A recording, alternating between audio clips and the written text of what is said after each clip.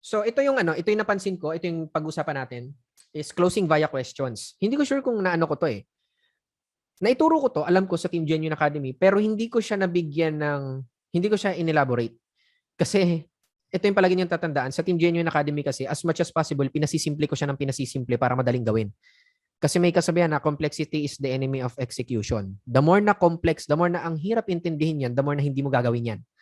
Di ba? Ganun naman talaga tayong tao. Even naman ako eh. The more na ang hirap intindihin, hindi ko gagawin, hindi ko maintindihan eh. So kaya pinasisimple ko siya ng pinasisimple sa Team Genuine Academy. Pero, kung mapapansin nyo, itong closing via question, ini-implement na natin. Closing questionnaire. Di ba? Closing questionnaire. Yung sagot sa mga objection, mapapansin mo, palaging patanong. Sasagot ka ng objection, tapos magtatanong ka sa dulo. Di ba? So, palaging ganun. Kaya kung mapapansin nyo, ikaw yung nagli-lead. Okay? So, kung mapapansin nyo sa sales flow na tinuro ko, ganun din. Nagtatanong ka. Hindi ikaw yung salita ng salita, hindi ka nag-explain, nagtatanong ka na nagtatanong, at hinahayaan mo yung prospect mo na convince niya yung sarili niya sa pamamagitan ng pagsagot niya ng pagsagot. Okay? So, this will take a lot of practice talaga para ma-master. Yung sales flow natin, yan yung pinaka-basic. Okay? Yan yung pinaka-basic na step para unti-unti mo na ma-master yung ano. Unti-unti mo na ma-master itong tawag dito, itong closing via questions. Hindi ka makakapag-close ng prospect, mahirapan ka mag-close ng prospect kapag nagdi-discuss ka lang. Sinasabi mo lang na ganito, ganyan, na ito yung benefits, ito yung ganito, bla bla bla bla bla bla. Hindi ka makakapag-close ng ganun. Mahirapan ka mag-close ng ganun. Madali ka makakapag-close kapag nagtatanong ka na nagtatanong sa prospect. Kasi the more na nagtatanong ka, the more na nalalaman mo kung anong pumapasok sa isipan nila. Ano yung mga humahad lang sa isipan nila? Bakit hindi pa rin sila nagdedesisyon? Okay? So, this is psychology na. Okay? Psychology of sales, psychology of persuasion ito. So, merong isang konting story lang sa inyo. Merong isang car dealer company na, actually hindi ko alam kung anong company talaga yon. Pero merong isang car dealer company na ganito yung strategy nila na ginagawa nila sa mga customers nila. Ngayon, pag may pumapasok dun sa kanilang store, bibili ng sasakyan, ang ginagawa ng salesman is pinapaupo sila sa isang parang VIP room. Diba? Pinapaupo sila sa isang VIP room, tapos kung saan makakapag-relax sila. Kung nakapasok ka na sa casa, may ganun eh. Usually may mga ganun eh. May mga sofa na comfortable. Pero itong VIP room na ito is sarado. Okay, sarado siya. Pinapasok sila doon. Kumbaga sa sinasabi ng sales na may ipe-prepare lang daw sila, may ayusin lang daw sila. Tapos pagre-relaxin nila, usually na mga nagiging customer nila is mag-asawa. So papapasukin nila sa VIP room, tapos papaupuin nila sa isang relaxing na sofa, tapos dadalhan nila ng drinks, ganyan, para mag-relax yung mag-asawa. Ngayon, sasabihin, magpapaalam yung salesman na meron lang po kaming aayusin, i-prepare lang po namin yung mga model, mga ganyan-ganyan. So, inaalis.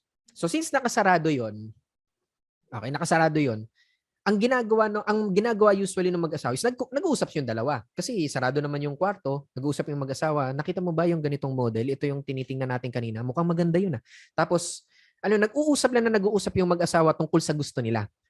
Okay, sinasabi nila, ang kailangan kasi natin, yung ganito, 7-seater para magkasya yung family natin kasi ganito yung travel natin, di ba?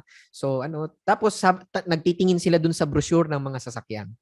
Ngayon, ito yung hindi alam ng mag-asawa. Hindi alam ng mag-asawa na yung salesman nakikinig. Nakikinig. Okay, parang merong audio recorder sa loob ng kwarto, nakikinig. Ngayon, pagbalik ng salesman, after mag-usap ng mag-asawa, babalik na yung salesman. Okay, ready na po. So palalabasin na sila. Ang ipe-prepare sa kanila ng salesman, guess what kung ano? Ano sa tingin niyo ipe-prepare ng salesman sa kanila? Anong klaseng sasakyan? Yung pinag-usapan nilang dalawa. So paglabas ng mag-asawa, i-explain na ng salesman, ito po yung bestseller, isa sa bestseller namin, di ba? 7-seater po ito, para po ito sa mga nagta-travel ng malayo. So ngayon yung mag-asawa nagugulat. Ito yung kailangan natin. Ito yung gustong-gusto natin, sakto. Di ba? So ang taas ng sales ng car dealer company na yan, sigurado. Okay? Hindi actually sigurado. Talagang mataas yung naging sales nila. Kaso nga lang, ang naging problem is nung malaman ito ng government, may nilalabag silang privacy law. Okay, may nilalabag sila na privacy law, Consumers Privacy Act.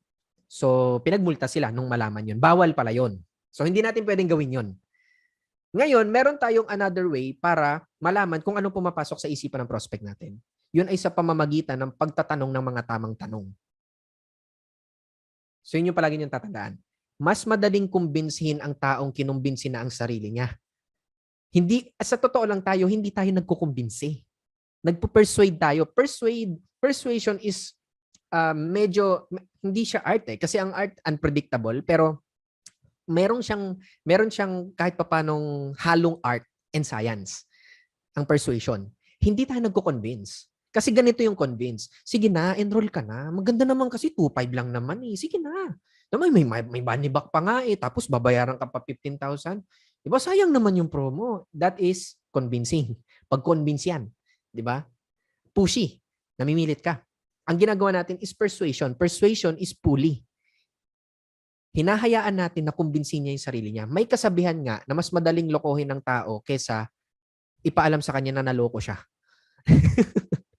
Diba? That is persuasion kasi. Yung sinabi ko na yun na quote, that is using persuasion in the wrong way. Ginagamit sa masama. Hindi naman natin gagamitin sa masama yung persuasion. Persuasion is letting them convince themselves. So for example, sinabi ng prospect na medyo nagdadalawang isip pa kasi ako. Minsan hindi nila sinasabi yan eh. Madalas hindi nila sasabihin niya na nagdadalawang isip. Sabihin lang nila madalas, pag-iisipan ko muna. Di ba? Kung mapapansin mo, ganon. And itinuro ko yan sa handling objection module na meron niyang malalim. Merong mas malalim na reason kung bakit ganon. So ngayon, ang goal natin is hukayin yon, alamin yon sa pamamagitan ng pagtatanong. Pag-iisipan ko muna, papaalam ko muna sa asawa ko, ganyan-ganyan. Ito yung isa sa mga magic question pagdating sa mga ganyan.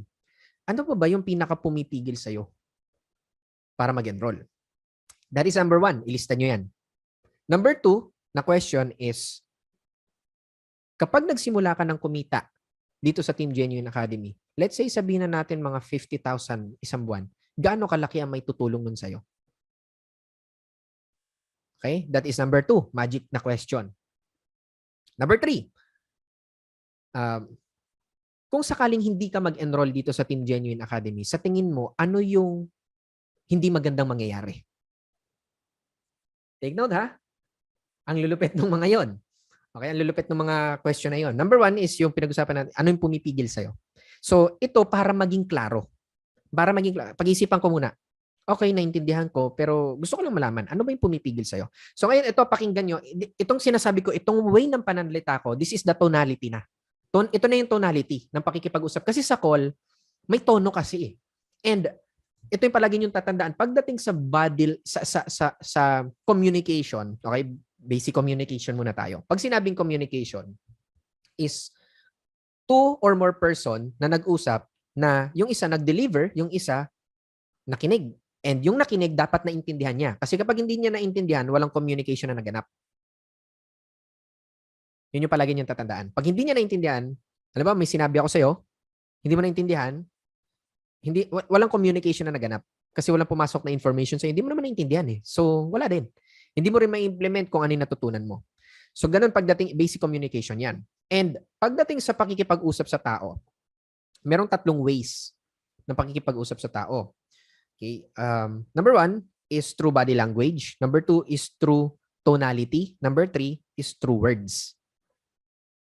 Okay? And according sa studies, sa 3 na to, okay, sa 3, body language, tonality, and words, ang pinaka-tinitingnan ng tao subconsciously, subconscious to, meaning hindi sila aware, body language.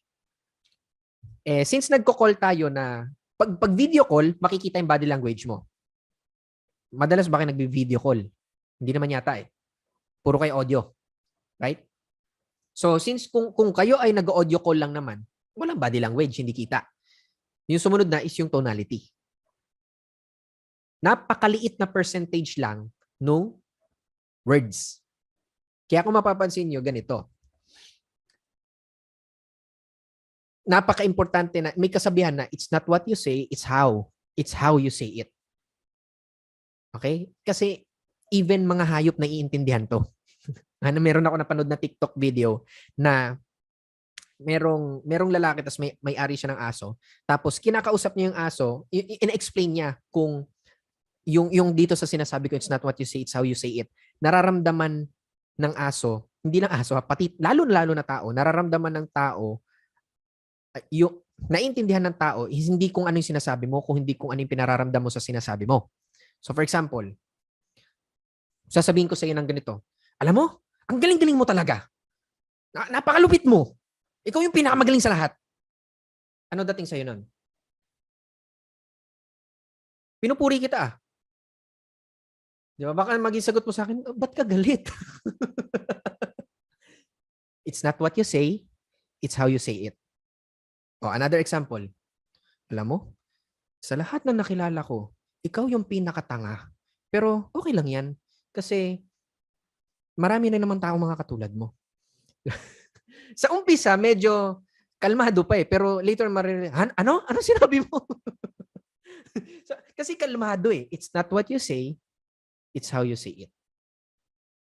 Nanintindihan nyo na? That is how powerful tonality is.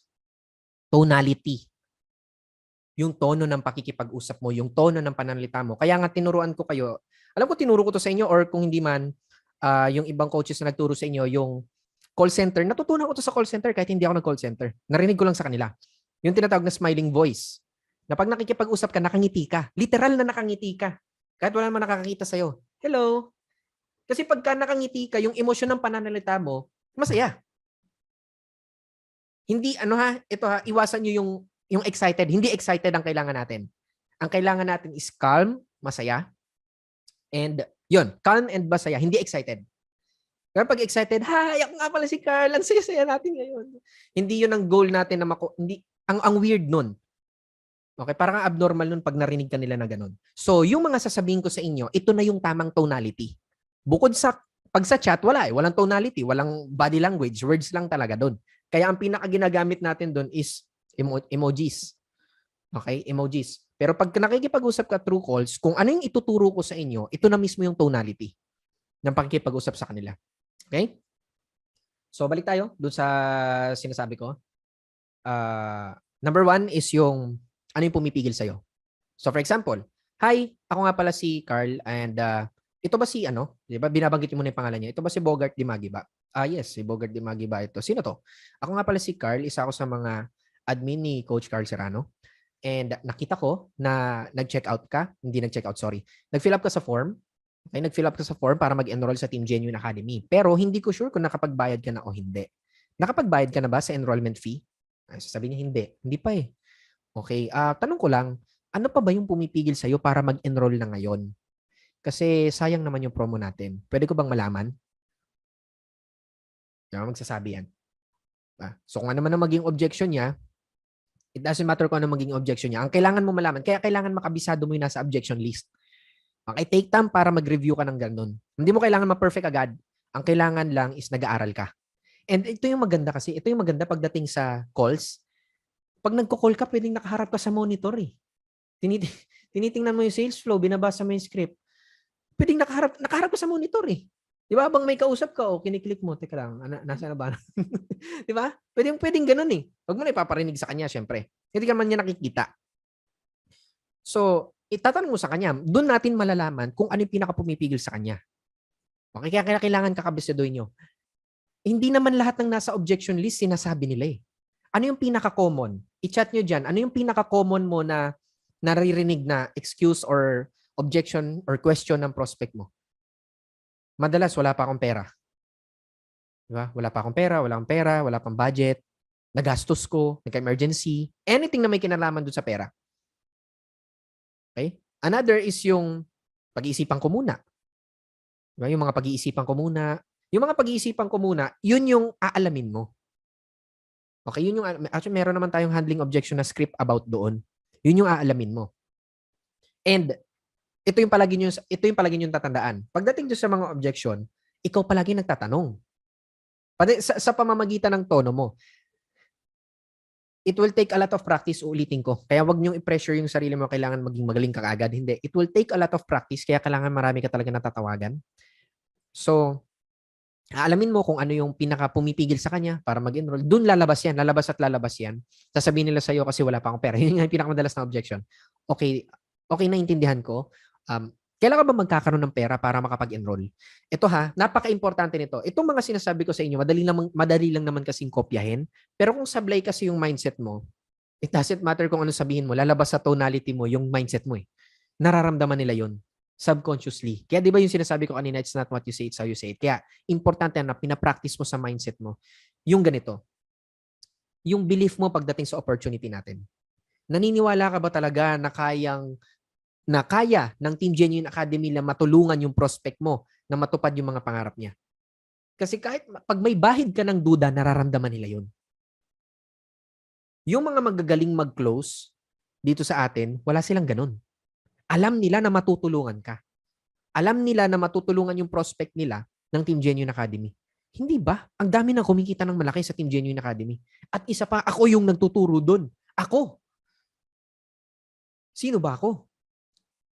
So kaya kailangan na practicein mo yung belief mo pagdating sa opportunity na ino-offer natin. Okay, hindi ikaw magtuturo sa kanila. Ikaw lang yung nagiging daan para makapasok sila sa Team Genuine Academy. Ikaw lang yung nagiging daan para maturuan ko sila, hindi ikaw ang magtuturo sa kanila. Okay? Kaya very important na pinapractice mo yung mindset mo pagdating sa tiwala mo dito sa ino-offer natin. Kasi the best seller is a satisfied user. Na kung talagang matindi yung paniniwala mo, lalabas at lalabas yan sa tonality mo. Lalabas at lalabas yan sa mga sinasabi mo. So, napaka-importante nun. Kaya itong mga sinasabi ko sa inyo, madali lang kopyahin yan. Madali lang kopyahin yung tonality, madaling kopyahin yung script. Pero kapag may duda ka sa ino-offer natin, doon ka magkakaproblema kasi mararamdaman nila yon. Ikaw mismo nagdududa ka. Okay? So, balik tayo. Kailan ka ba magkakaroon ng pera? Kaya ko nabanggit yung about sa duda-duda na yon kasi sino dito sa inyo yung naiilang na itanong yun? Kailan ka ba magkakaroon ng pera para makapag-enroll? Yung meron kang ibang hindi magandang feeling na nararamdaman kapag itinatanong mo yung about dun sa pera. Sana wala. Okay, pero kung sakaling meron sa inyo nakakaramdam ng ganun, o yun yung isang patunay na hindi ka pa ganun tiwala sa ino-offer natin. Kapag natatakot ka na itanong kung kailan ka magsisimula, kailan ka magkakapera. Okay? Kailan ka ba magkakaroon ng pera para makapagsimula? So, magsasabi yan, whatever date na sabihin niya, pag masyadong matagal, hindi natin pwedeng pagbigyan yun, pero pag mga bukas lang naman or the next week, 3 days, kayo nang bahala pagdating dyan. Pero 1 week sobrang tagal eh. Ako, 2 days lang talaga. Kasi meron tinatawag na 48-hour rule. 48 hours. Meaning, 48 hours, within 48 hours, dun excited yung prospect. Pero as time goes by, hanggang maabot, patagal ng patagal, bumababa na yung excitement level niyan at nagsisimula ng mapunta sa logical level. Nag-iisip na. Ayaw natin na mag-isip yung prospect natin pagdating sa pag-take ng opportunity. Kasi ito yan. Bakit ayaw natin sila mag-isip? Unang-una sa lahat, sablay yung way ng thinking nila. Okay? Sablay yung way ng thinking nila. Kaya yung offer natin, kung mapapansin nyo, kapag napanood yung VSL, kung pinanood yung VSL natin, yung video sales letter natin, hindi naman logic yung explanation ko eh. Ang explanation ko emotional. Kaya na-excite yung prospect. Napakarami ko nang na-encounter na nagsasabi na yung mga prospect, yung mga naging student na nagulat na lang daw sila, nagbayad sila. Tapos later, parang nahimasmasan sila. Ano yung biniharan ko? Diba? May mga ganon. Kasi nga, that is emotional level. Yun ang ganung kalupit pag na-master mo ang persuasion. Emotional yung tinatarget natin, hindi logic. Kaya wag na wag kayong makikipag-usap sa prospect nyo ng logic. Okay? Kasi ganito yung offer natin. Di ba? Meron tayong ganito, meron training na ganito. Huwag kayong makipag-usap sa kanila via logic. Makikipag-usap kayo palagi sa kanila through emotions. Kaya di ba kung mapapansin nyo, anong pumipigil? Emotion yun. Anong pumipigil? Number 2 na question. Ano yung number 2 na question? Sabihin na natin na kumikita ka na ng at least sabihin na natin 50,000 sa loob ng isang buwan. Ano-ano yung maitutulong nun sa'yo? Pinag-i-imagine mo siya. That is what you call future pacing. Pinag-i-imagine mo siya sa kung ano yung ganda. Pleasure yan eh. Okay? Ang psychology nating mga tao is towards pleasure away from pain. That's very basic. Ayaw natin ng pain. Ayaw natin ng suffering. Gusto natin pleasure. So itong tanong na to, what if kumikita ka na ng ganito? Sabihin na lang natin kumikita ka na ganito. Imagine. Very powerful word. Imagine. Kaya kung mapapansin nyo dun sa video sales letter, ginagamit ko yun madalas. Imagine. Diba? That is a very powerful word. Imagine. Okay. So imaginein mo na lang imagine mo, yung pangalan niya, imagine mo, Bogart, what if, kumikita ka na, nag-enroll ka sa Team Genuine Academy, okay, very important yun ha, imagine mo, Bogart, what if nag-enroll ka na ngayon sa Team Genuine Academy, and nagsimula ka ng kumita, let's say kahit mga additional 20,000 per month, okay, medyo babaan natin, wag 50, mga 20,000 per month, okay, bukod pa yung sinasahod mo kung nagtatrabaho ka, let's say kumikita ka na sa tulong ng Team Genuine Academy, 20,000 per month. Gaano kalaki yung maitutulong nun sa'yo? Nagsasalita yan, magsasabi yan. Nagfo-future pacing na siya. Hinahayaan mo siya na i-convince niya yung sarili niya na kumikita siya ng 20,000 sa loob ng isang buwan. So magsasabi na magsasabi. Ay, magsasalita yan, magaganto yung makakatulong yan. Malaki may tutulong yan. Madalas ganun yung sasagot niyan eh. Malaki may tutulong yan sa akin. Kailangan gawin mong specific. Ipalabas mo sa kanya, oh, ano yung mga yun? Ano yung may tutulong sa'yo? Kaya ko to tinatanong kasi gusto ko lang malaman kung magko-qualify ka ba dito sa Team Genuine Academy. Ano yun? Ano yung mga specific na may tutulong sa'yo? Makakabayad sa utang or whatever, kung ano man sabihin niya, sa bills namin. Malaking bagay niyan. Mabibiling ko yung yung pang tuition ng anak ko, ganyan. Maraming salamat sa pagsagot mo, Bogart. And alam mo, naniniwala ako na kayang-kaya mo talaga magawa yan sa Team Genuine Academy kasi yung mga sinabi mo, marami na nakakagawa niyan. Marami na nakakagawa niyan dito sa Team Genuine Academy. Okay, next question ko sa iyo, Bogart, is sabihin na lang natin na hindi ka nag-enroll sa Team Genuine Academy ngayon. Phrasing ito ha, medyo advanced na itong tinuturo ko sa inyo, pero kopyahin nyo na lang yung script muna. Okay? Phrasing ang tawag dito, okay? Positive rephrasing.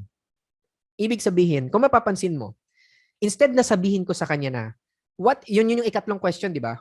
What if, instead na sabihin ko sa kanya na, what if tanggihan mo tong offer?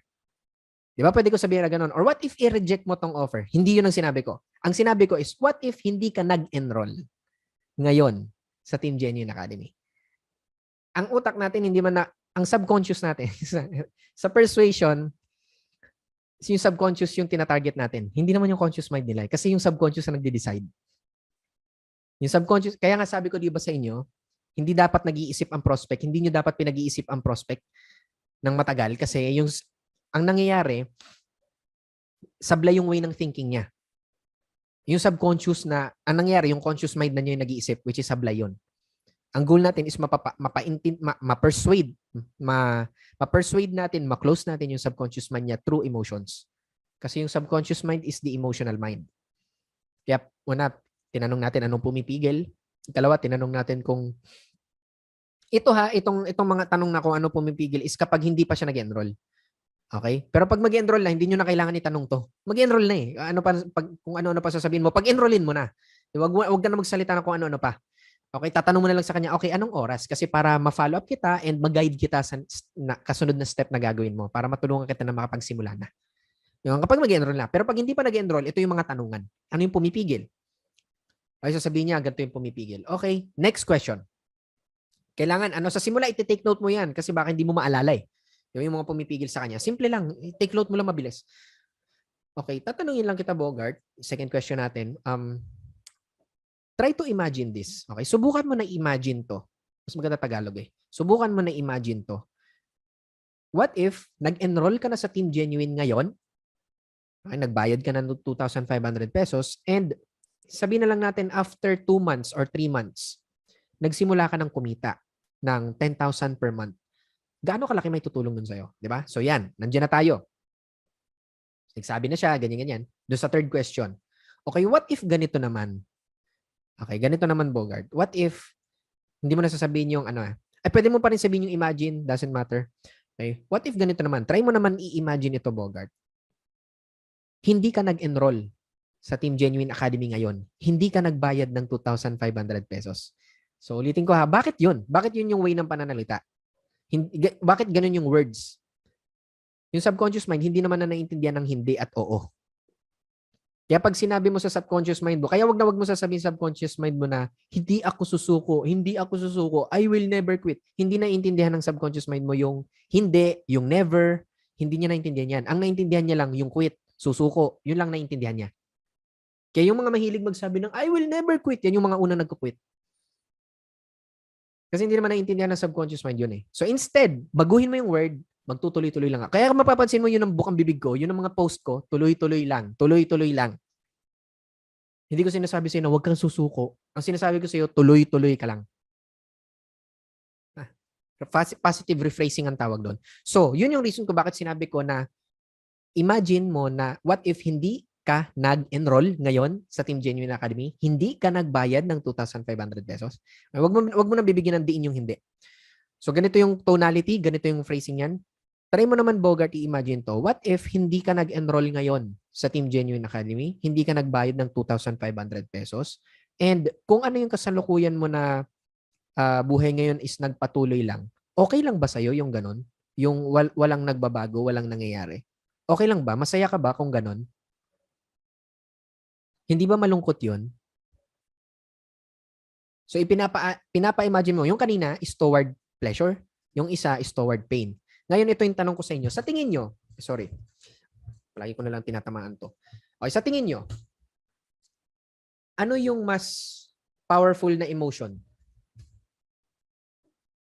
na nagbibigay ng deciding factor sa tao para magdesisyon siya? Yung pleasure o yung pain? Ano sa tingin nyo? Yung pleasure, yung kagustuhan na makuha yung pleasure, o yung takot na ma-experience yung pain? Pain. Yung fear of pain. So ngayon, ang goal natin is iparamdam sa prospect. Dito sa ikatlong question, ang goal natin is iparamdam sa prospect yung pain kapag hindi siya nagdesisyon. Yun yung reason kung bakit ganun yung tanong. Okay lang ba sa'yo na walang magbabago, ganyan pa din? Nang dahil lang hindi ka nag-enroll sa halagang 2,500 pesos. Kasi kung masaya ka na ngayon sa sitwasyon mo, wala na tayong kailangan pag-usapan. Maintindihan ko naman. Hindi naman goal ng Team Genuine Academy na baguhin yung masaya mong sitwasyon eh. Pero kung sakaling i-imagine mo na hindi ka mag-enroll ngayon sa Team Genuine Academy, masaya ka na ba sa sitwasyon mo ngayon? Okay lang ba na ano? Okay lang ba? Ito maganda rin, pwede niyong gawin na introduction muna before niyo itanong yon. Kasi medyo ano na yan, medyo personal na eh. Ngayon, ito, next question. Okay. Next question ko lang sa iyo, Bogart. Okay lang ba na medyo maging totoo tayo sa isa't isa? Kasi ako, honest ako sa iyo and gusto ko talaga naming matulungan dito sa Team Genuine Academy. Okay lang ba na maging honest tayo sa isa't isa? Siyempre, sasagot niyan oo. Oo, okay lang po, okay lang po. Okay, sasabihin niyan oo. Ngayon, ito yung next. Tatanong mo na yung third question. Try mo naman i-imagine ito, Bogart. What if hindi ka nag-enroll ngayon sa Team Genuine Academy, hindi ka nagbayad ng 2,500 pesos at walang nangyaring bago kasi hindi ka naman nag-enroll? Tatanong ko lang sa iyo kung masaya ka na ba? Masaya ka na ba sa sitwasyon mo ngayon? Kasi kung masaya ka na, okay na tayo. Wala na tayong kailangan pag-usapan. Hindi na kita kailangan na i-guide para makapagsimula dito sa Team Genuine Academy kasi okay ka na eh, masaya ka na eh. So, I hope maging honest ka sa akin. Masaya ka na ba sa sitwasyon mo ngayon? Yan na ba yung klase ng buhay na gusto mo? So, tumahimik ka, tapos hintayin mo siya magsalita. Pansin mo, yung way ng tonality ko, yung sinasabi ko sa kanya, gusto kong palabasin yung emosyon niya. Pag nagawa niyo to ng tama, mapapaiyak mo pa yan. And pag nangyari yun, close deal na. Okay? That's what you call persuasion. It doesn't matter what you say. Ang importante, ano yung ipinararamdam mo sa kanya sa sinasabi mo. Ay, tumahimik ka, magsasalita yan. Magsasabi yan. Hindi nga eh. Kaya nga nung nakita ko yung offer, nakita ko ang ganda na magsasabi yan ng ganun. So, ito naman, ang tawag naman dito sa gagawin natin na next is, pag nagsabi siya nung pain niya, and ang maganda, pag naging specific siya. Okay? So, paano mo siya gagawing specific? Siyempre, sasabihin niya, hindi ako okay, hindi ako masaya. Paano mo siya gagawing specific? Pwede mo bang i-share sa akin kung ano yung pinakarason bakit gusto mo? Okay, ito yung ika-4 na question. Maraming salamat sa pag-share mo at pagiging honest mo. Alam mo, na-appreciate talaga kita. Okay? So itong mga ganitong salitaan, itong mga ganitong tonality, ipinararamdam mo sa kanya na we're on the same page. Magkaibigan tayo. magkakampi tayo. Kaya sinasabi mo yun, maraming salamat. Kaya ka nagpapasalamat sa mga sagot niya. Maraming salamat, Bogart, sa pagsagot sa mga tanong ko. Na-appreciate ko and salamat sa pagiging honest mo. Tanong ko lang ulit sa'yo, Bogart. Ano ba yung pinakarason bakit mo naisipan na mag-enroll dito sa Team Genuine Academy? Ngayon, ang tawag dito is assumptive clause. Nag-a-assume ka na gusto niya. Kaya ganun yung tanong mo. So ngayon, kapag ganun ang tanong mo, syempre, ang iisipin, subconscious mind niya, ang iisipin niya, ano nga ba yung reason bakit ko gusto? Nakikita mo kung gaano ka-powerful yun? Nagtatanong ka lang. Siya na nagko-convince sa sarili niya. Kaya wag na wag kayong magtatanong na gustuhan mo ba? Okay ba? Kaya pansin niyo wala akong tinurong ganun. Wag na wag kayong magtatanong ng ganun. Okay ba? Maganda ba? Kasi pwede siya sumagot ng hindi. Binibigyan mo siya ng choice na sumagot ng hindi. So instead, ano ba yung pinakarason? Bakit gusto mong mag-enroll ngayon sa Team Genuine Academy? Pwede mo bang i-share sa akin? Okay, ano ba sa tingin mo yung maitutulong sa'yo ng Team Genuine Academy? Sabi siya. So unti-unti na niyang kino-convince yung sarili niya na maganda ang Team Genuine Academy, na makakatulong to sa akin, na kapag hindi ako nag-enroll, mahihirapan ako, magiging miserable yung buhay ko dahil sa pamamagitan ng ikatlong tanong. Ika-apat is nagsasabi na siya na mismo nagko-convince sa sarili niya kung bakit niya gusto. Nagtatanong ka lang naman. Okay? Very important yung tonality, ha? Very important yung tonality. Hindi pwedeng monotonous ka. Hindi pwedeng yung parang kang robot, nagbabasa ka lang ng script. Wag na wag mong gagawin yon. Okay? And ang importante, hindi naman, ulitin ko, yung script, hindi naman importante na word per word sinusunod mo yung script eh. Ang importante, yung pinaka-reason kung bakit mo sinasabi yun.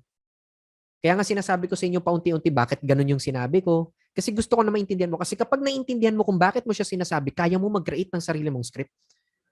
Na hindi mo na kailangan magbasa, na hindi ka na mental block. Kasi alam mo yung goal kung bakit mo siya kino-close. Alam mo yung goal kung bakit mo sinasabi yun. So, ito yung pinaka-maganda, okay, na practice. So, nandun na tayo sa number 4, di ba? Ika-apat na tanong, ano yung pinaka-rason bakit mo gustong mag-enroll ngayon? Kung mapapansin mo doon sa mga script, ilang beses ko sinabi yung mag-enroll ngayon, mag-enroll ngayon. That's what you call priming. Pansin mo yung mga script na sinabi ko from number 1. Number 1 is ano yung pumipigil sa'yo para mag-enroll ngayon sa Team Genuine Academy. Number 2 is imagine, what if nag-enroll ka na ngayon sa Team Genuine Academy at nagbayad ka na ngayon ng 2,500 pesos. Pansin mo, paulit-ulit yon. Enroll ngayon, bayad ngayon. Ikatlo, what if, imaginein mo naman, what if hindi ka nag-enroll ngayon? That's what you call priming. Okay, priming. And ika-apat na tanong is, ano yung pinaka-nagustuhan mo? Ano yung pinaka-reason pala? Ano yung pinaka-reason kung bakit? Ano yung pinaka-rason bakit gusto mo mag-enroll ngayon sa Team Genuine? Pansin mo, puro may ganon. That is what you call priming. Ano ibig sabihin nun? Mina-mindset mo na siya na mag-enroll ngayon. Ano to eh? Ang tawag dito is medyo ano na to, medyo advanced na persuasion, auto-suggestion ang tawag dito. Pinapasok mo yung enroll ngayon sa isipan niya, kaya pinapaulit-ulit mo na hindi halata. Lapit, no? Galing, no? Ngayon na-realize ko bakit hindi ako nagturo nito. Kasi medyo komplikado nga kasi siya, di ba? Medyo komplikado siya. And ang hirap nito sa beginner. Kaya pa-practicein mo siya ng pa-practicein. So nandun na tayo sa part na ano yung pinaka-rason bakit gusto mong mag-enroll ngayon. Inassume mo na gusto niyang mag-enroll ngayon. So magsasabi ng ganito. Kung sabihin man niya, what if bigla siya mag-objection? Yung mga tanong hindi niya sinagot. What if bigla siya mag-objection along the way? Halimbawa, kahit saan man doon part na question, first question, second, third, fourth, bigla siya na, kaso wala kasi akong pera pa ngayon eh. What if biglang magganon? Okay, anong gagawin mo? Ganito lang, i-deflect mo yung objection niya. Ang tawag naman dito is deflect and loop. So ano ibig sabihin nun? I-deflect mo yung objection niya, uulitin mo yung tanong. So ano ibig sabihin? Kaso wala pa akong pera sa ngayon eh. Naintindihan kita, Bogart. Pero try mo na imagine, what if kumikita ka na? Deflect, naintindihan kita? Deflect, loop, ulitin mo yung tanong. Pero try mo lang i-imagine. Imagine lang naman eh. Di ba? Imagine lang naman. Imagine mo, what if kumikita ka na? Deflect and loop. Huwag mong sasagutin yung objection niya. Kasi ang mangyayari, mawawala ka dun sa flow ng pagtatanong. Tapos siya na yung may control. Every time na siya na yung nagtatanong sa'yo, siya na yung may control. The person who asks the question controls the conversation. Kaya pansinin mo yung mga wordings mo, pansinin mo yung kung paano ka makipag-usap. Sino yung nagtatanong, sinong sumasagot. Kaya kung mapapansin mo sa handling objection scripts natin, sasagot ka, tapos magtatanong ka ulit. Babalik ka sa sales flow. Ito yung challenge yan eh. Wag ka magpapatinag dun sa mga nakakausap mo. So for example, ito yung madalas. Networking ba yan? MLM ba yan? Kasi ito yung mga makukulit. And usually, ito kasi mga nagtatanong ng ganito, ano na yung may experience na? Usually, negative experience. So, ngayon, kaya kung mapapansin nyo, nandun sa scripts, network marketing ba to? Ang sagot is, tatanungin mo siya, teka lang, saglit lang. Pagsakol ito, pagsakol. Teka lang, Bogart. Kasali ka ba sa ganun? Tonality ha, pakinggan nyo yung tonality ha. Kasali ka ba sa networking? Yun ba yung hinahanap mo? Yung tonality ko ha. Malalaman mo kung negative ba siya sa network marketing o hindi sa sagot niya. Hindi, ayoko ng ganun eh. Alam mo na, negative siya doon. Pag sinabi mong, oo, MLM to, tapos na. Tigil mo ng usapan kasi hindi, i-reject ka na niya. Yan ang power ng question. Networking ba to? Tanong ko lang, networking ba to? Teka lang, Bogart, ha? Kasali ka ba sa ganun? Pansinin niyo yung tonality ulit, ha? Pansinin niyo yung tonality. Kasali ka ba sa ganun? Hindi. Ayaw ko sa mga ganun eh. Ay, buti naman. Kasi hindi pwede mag-enroll sa amin dito sa Team Genuine Academy yung mga ganun. So, balik ka na doon sa balik ka na sa flow. Ano pa ba yung pumipigil sa'yo, Bogart, para makapag-enroll ngayon? Okay? Very powerful ito. Mas madali na maano mo siya, mapasunod mo siya sa flow pag sa call kumpara sa chat. Kasi sa chat nga, kaya pa nilang mag-isip eh. So kung meron kang opportunity, ka-chat mo sila. Kung meron kang opportunity, ganito yung gagawin mo para ma-practice mo yung sarili mo, para hindi ka lang nakaasa sa mga nag-check out. Di ba meron naman sa mga chat na nagsasabi na tapos nila yung video? Hingin mo contact number. Pwede mo ilagay sa sheet mo yun. Kahit hindi sila nag-check out. Natapos na niya yung video eh. Hingin mo yung contact number. Okay, once na nasagot niya yung closing questionnaire, okay, sinagot niya yung closing questionnaire, nasagot niya ng tama, hingin mo yung contact number. Pwede mo tawagan. Or kahit hindi niya pa nasasagot yung closing questionnaire, importante kasi kailangan natapos niya talaga yung video eh. Kaya ako sinasabi na kailangan nasagot niya yung closing questionnaire ng tama, especially yung question number 1, para malaman mo. Kasi hindi mo siya pwedeng ma-close kung hindi niya natapos yung video. Hindi kayo magkakaintindihan. Walang communication, di ba? Yung sinasabi ko kanina. Pag hindi niya natapos yung video, hindi niya alam kung ano yung ino-offer natin. Hindi niya alam. So pag nag-uusap na kayo, enroll, ano pa mapasok sa isip? Anong enroll? Anong gagawin? Ba't may enroll? Hindi kayo nagkakaintindihan. Kaya it's very important na masagutan nila yung closing questionnaire. Ang i-close nyo lang is yung mga tao na confirm nyo na nakatapos. Yung mga nag-check out, confirmed na nakatapos yun. Kasi dun sa video presentation natin, hindi lalabas yung button na enroll now hanggat hindi pa dumadating dun sa part ng video na sinasabi na mag-enroll na sila. Kaya confirmed yan. Pag nag-check out yan, confirmed na natapos niya yung video. Hindi man niya natapos hanggang dulo, pero alam na niya na may ino-offer tayo. Alam na niya. Another is yung closing questionnaire pag sa chat. Doon mo malalaman kung natapos na niya. Kapag hindi niya sinasagot yun, huwag ka na makipag-usap dyan. Next, padaanan mo na lang yan ng manual follow-up. Which is yung mga nasa scripts natin, na nagsishare tayo ng testimonial, ng mga kumita, padaanan mo na lang. Next ka na. Ang hahanapin mo lang yung mga na-confirm na nakatapos. Huwag mong kausapin yung mga hindi nakatapos. Kaya kapag merong nagbigay, natapos ko na yung video, sa chat naman ito, sinend mo closing questionnaire, tapos ang daming tanong, babalik mo. Teka lang, before tayo mag-usap, before ko sagutin yung mga tanong mo, natapos mo na ba yung video? Kung natapos mo na, sagutan mo to. Kasi kung di mo pa natatapos, hindi kita masasagot. Panoorin mo muna yung video. Marami pa akong ibang kakausapin. Ipinararamdam mo sa prospect na hindi mo sasayangin yung oras mo. At yun nga, hindi natin sasayangin yung oras natin sa mga hindi marunong sumunod sa instruction. Ito yan pwedeng masungitan talaga sila sa'yo. Pwedeng isipin nila na ganun. Pero doon pa lang sablay na sila eh. Hindi sila pwede dito sa Team Genuine Academy kung ganun. Ang gino-goal natin is wag mong haya na masayang yung oras mo sa mga ganong klase ng tao. Hindi pa sila qualified. Ang kakausapin mo lang is yung mga qualified, and by qualified, natapos yung video. Natapos na nila, na-confirm mo na natapos nila. Okay, malinaw ba tayo doon?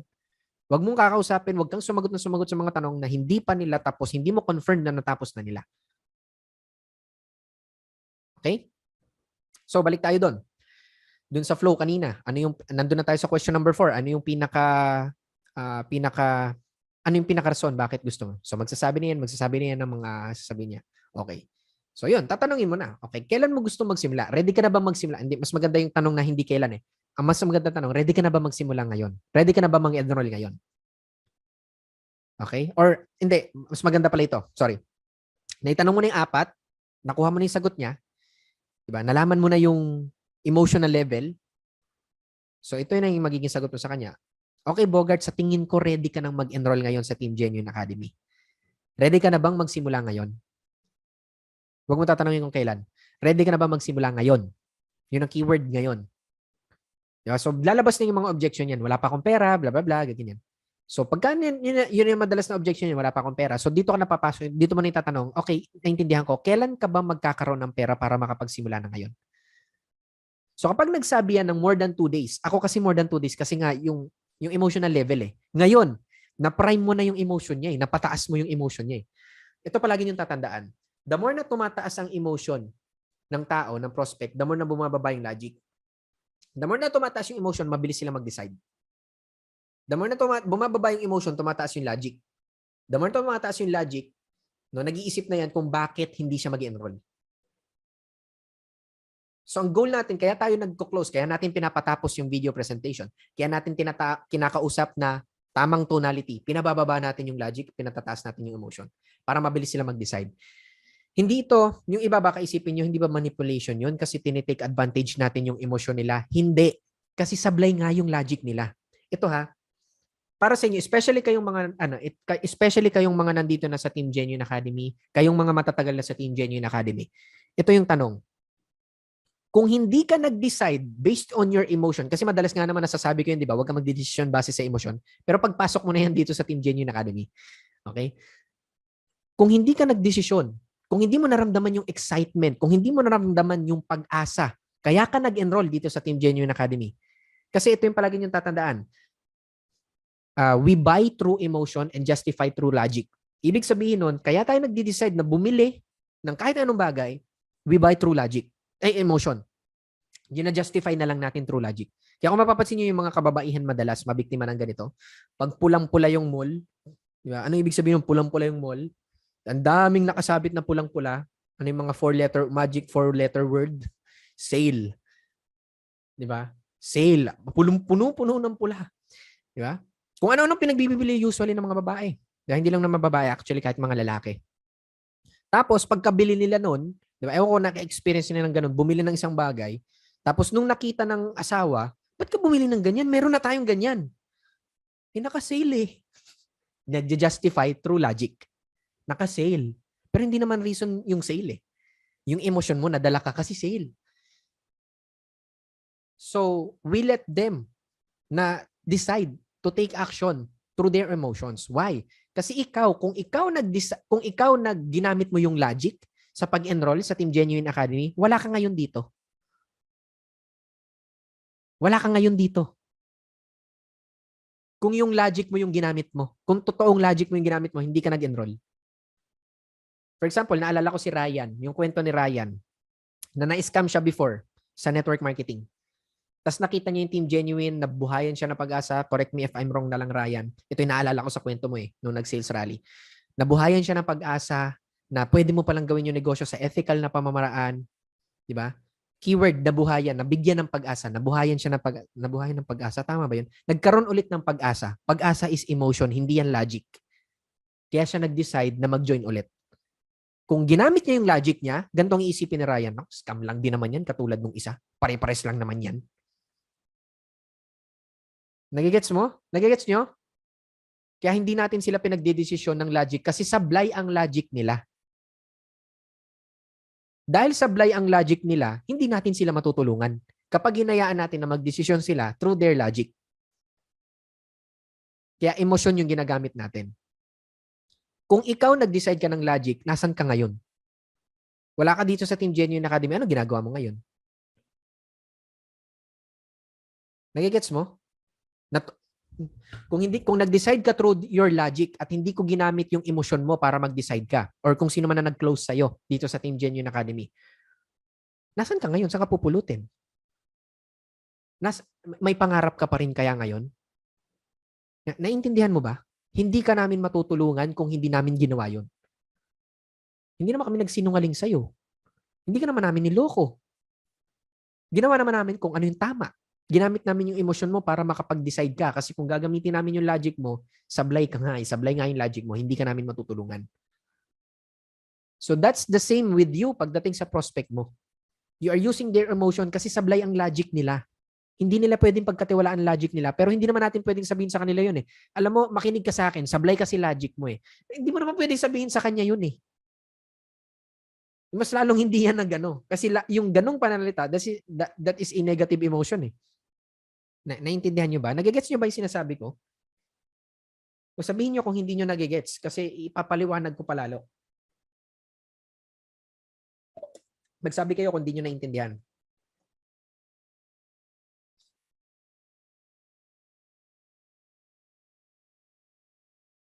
Nagigets ba? Wala nga sagot. Chat kayo dyan or imik kayo kung gusto nyo. Pwede naman kayong umimik. Alam ko pwede. Oo, pwede kayong mag-unmute. Okay. So that is why we use their emotion. So nandun na tayo sa dulong part. Di ba? Itong tinuturo ko sa inyo is kapag hindi sila nag-enroll agad, nag-check out, hindi nag-enroll kung ano, nag-iisip pa or whatever, ginagamit natin yung emotion. Ayaw natin silang mag-isip. Gusto natin na mag-decision sila based on their emotion kasi hindi natin sila matutulungan sa pag-iisip nila kasi sablay yung pag-iisip nila. Kasi kung nag-work yung pag-iisip nila na yun, yung logic nila, sana successful na sila ngayon. Hindi eh. Diba? So, nandun na tayo sa last part, di ba? Kailan mo gusto? Ready ka na ba magsimula ngayon? Ready ka na ba mag-enroll ngayon? Either way, either word, okay lang naman eh. Huwag mo nang tatalungin kung kailan. Kailan mo gusto mag-enroll? Huwag ganun. Ready ka na ba mag-enroll ngayon? Assumptive close. Ready ka na ba mag-enroll ngayon? Kasi wala pa akong pera. Kailan ka ba magkakaroon ng pera para ito ha, wag kayong maging super tip lang, wag kayong maging super scripted na pagkasagot niya sumasagot ka kagad. Wala pa kasi ako, alam mo yun, ready ka na ba mag-enroll ngayon? Wala pa kasi akong pera. Kailan ka ba magkakaroon ng pera? Sa ganito ba? Ganito yung gawin mo. Wag ganun. Okay? Pause. Acknowledge. Okay? Acknowledge. Ready ka na ba mag-enroll ngayon sa Team Genuine Academy? Base sa mga sinabi mo sa akin, Bogart, sa tingin ko ready ka na mag-enroll and alam namin matutulungan ka talaga namin. Base sa mga sinabi mo sa akin. Okay? Ibig sabihin, nakikita ko na ready ka na mag-enroll. Ready ka na mag-enroll ngayon, tama? Another alternative, pwede rin yun. Ready ka na mag-enroll ngayon sa Team Genuine, tama? So sabihin niyan, oo. Okay. So, alam mo na ba kung paano magbayad? So, dito na lalabas yung objection. Pag sinabi lang hindi pa paano ba magbayad? Malamang may pera na yan. Okay? Pero wag ka pa rin mag-assume na may pera na yan. No? Bibigyan mo siya ng instruction. Okay? Send sa ite-text ko sa'yo or isi-send ko sa'yo sa ganito. Tapos before mo siya ibaba, okay, unahin muna natin yung may pera. Before mo siya ibaba, unahin muna natin itong prospect na may pera kaso nag-iisip pa. So, nandito na tayo, na-close na natin. Alam mo na ba kung paano magbayad? Sinabi na niya na ready na siya mag-enroll. Alam mo na ba kung paano magbayad? Hindi pa Paano bang magbayad? Okay, sige. Iti-text ko sa'yo yung information kung paano ka makakapagbayad. And tatanungin lang kita, Bogart, before ko ibaba itong call, anong oras ka makakapagbayad? Kasi kailangan kong malaman para makakapag-follow up ako sa'yo at mag-guide kita sa susunod na step para makapagsimula ka kaagad. Kailangan alamin mo kung kailan, anong oras. Ngayon, paano kung sabihin ni prospect na beyond 48 hours? Next week. Paano ko sabihin niya next week?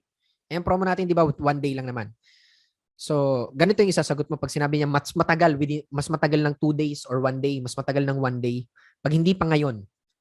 Pag hindi ngayon or hindi mamaya yung sinabi niya, pag sinabi niya bukas, next week, di ba, or next month, whatever. Basta mas matagal sa 1 day.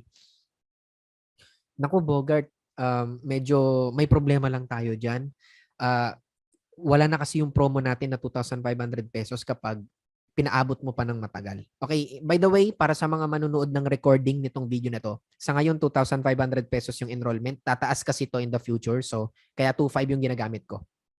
So, Mawawala na kasi yung enrollment natin, promo natin na 2,500 pesos kapag lumampas ng 1 day. Okay lang ba sa'yo na 5,500 pesos na yung enrollment fee mo pag next week or next month or kung ano man yung sabihin niya na matagal na kapag nag-enroll? Okay lang ba sa'yo yun? Siyempre, pag sinabi niya, hindi, masyado nang malaki yun. Diba? So, kaya importante na abutan pa natin yung promo. Kung kaya mo na makapag-enroll ngayon, dapat makapag-enroll ka na ngayon. Kasi pag pinatagal mo yan na more than 1 day, magiging 5,500 na. Sayang din naman yung discount na 3,000 pesos, di ba? Tama ba? Oo. So ngayon, ito naman, tawag naman dito sa ginagawa ko is yes ladder. Okay, yes ladder. So ano ibig sabihin nun? Sa mga question mo, pinapa-oo mo siya ng pinapa-oo. So ito, halo-halo na to eh. Halo-halo na tong tinuturo ko sa inyo kasi nga wala ako talaga sa ngayon, wala akong kopya, wala akong binabasa.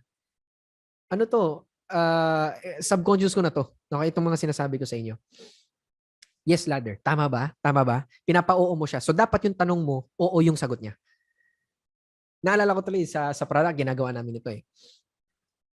Kaya sa umpisa ng call, okay? Sa umpisa ng call, along the way, siguro gawan na lang natin ito ng script. TLCJ, patulong na lang ako na makagawa ng script nito base sa mga sinabi ko. Sa umpisa ng call, di ba, tatanungin mo siya kung ito ba si full name? Diba? So sasagutin niya ng oo. Kasi siya naman talaga, kung siya talaga yon, sasagutin niya ng oo. So unfortunately kasi sa checkout natin, ang details lang talaga na pwede natin kunin is yung first name, last name, and contact number tsaka email lang. So hindi na natin pwedeng padamihin pa yon kasi pag dumami pa yon, bababa yung conversion rate natin. So hindi mo naman pwedeng itanong na tama ba itong number na tinawagan ko kasi oo na nga yung sagot niya doon sa ano eh. Oo na nga yung sagot niya doon sa number 1. So along the way, nandun na tayo doon sa part na tinatanong natin. Actually, may isisingit mo pa yung mga ganong scripts sa ano eh, dun sa 4 questions. Ano yung pinaka pumipigil sa'yo? Sumunod is imagine, what if, ganito. Pwede ka lang magsingit ng mga oo yung sagot niya. Hindi ba magiging mas masaya ka kapag ganon, Bogart? Di ba magiging mas masaya ka dun sa part na tinatanong mo siya kung imagine what if kumikita ka na ng 20,000? Di ba mas malaki yung maitutulong nun sa'yo? Di ba mas malaki, mas magiging masaya ka nun? Di ba magiging mas masaya yung family mo kapag ka ganon? Kapag sinabi niya halimbawa na pambayad ko to sa tuition ng anak ko, hindi ba mas magaan sa pakiramdam kapag alam mo na may pambayad ka na? Yun lang talaga yung sagot niya. Oo, oo. So pinapa-oo mo siya ng pinapa-oo. Doon naman sa part na nagtatanong ka na yung pain, nandun na tayo sa part na pain. What if hindi ka nag-enroll ngayon sa Team Genuine Academy, hindi ka nagbayad ng